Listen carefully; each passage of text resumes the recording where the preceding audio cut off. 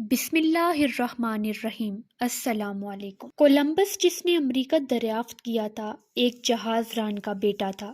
ایسے لوگوں کو ستاروں کی چال بخوبی معلوم ہوتی ہے کیونکہ اسی علم پر جہاز رانی کا دار و مدار ہوتا ہے۔ ایک دن کولمبس کو خیال آیا کہ سمندر کا دوسرا کنارہ بھی دیکھنا چاہیے، کیا عجب کہ ادھر بھی کوئی ملک آباد ہو۔ چنانچہ وہ شاہی دربار کی امداد سے 2 جہاز دے کر بحری سفر پر روانہ ہوا اور ستاروں کی رہنمائی سے امریکہ تک جا پہنچا۔ اس وقت امریکہ دولت کی کان بنا ہوا تھا۔ اس وقت وہاں جتنے بھی لوگ رہتے تھے بالکل وحشی تھے اور طرح طرح کے وہموں میں پھنسے ہوئے تھے۔ کولمبس نے ان پر حکومت جمانی چاہی تو انہوں نے مقابلہ کیا۔ کولمبس کے ساتھی تعداد میں کم تھے اور لڑائی میں پورے نہ اتر سکتے تھے۔ اچانک اسے یاد آیا کہ کل سورج گرہن ہوگا۔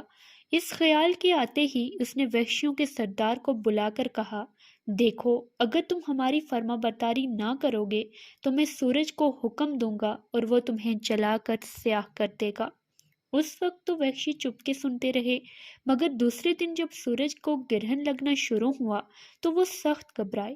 غرض کولمبس کو جادوگر اور کرامتی بزرگ سمجھ کر اس کے پاس حاضر ہو گئے اور اس کی اطاعت قبول کر لی۔